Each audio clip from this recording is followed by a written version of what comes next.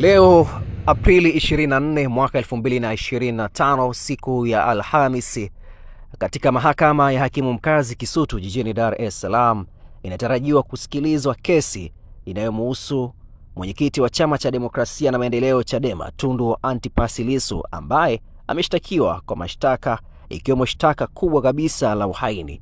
Sasa katika maeneo ya mahakama ya hakimu mkazi Kisutu, usalama umeimarishwa. Tunaona jeshi la polisi na vikosi vya ulinzi na usalama vikiwa vimetamalaki maeneo haya, na hii ni kutokana na yale ambayo pengine kamati ya ulinzi na usalama ikiongozwa na mwenyekiti wake ambaye ni mkuu wa mkoa wa Dar es Salaam walipotangaza ya kuwa hakuna ambaye ataruhusiwa kwenda kufanya fujo katika maeneo haya. Na hii ni kutokana na baadhi ya viongozi wa Chadema kuwahamasisha wanachama na Watanzania kuweza kujitokeza siku hii ya leo kwenda kusikiliza kesi hiyo ya mwenyekiti wao wa Chama cha Demokrasia na Maendeleo Chadema. Tazama hali ilivyo katika maeneo haya ya mahakama ya hakimu mkazi Kisutu jijini Dar es Salaam.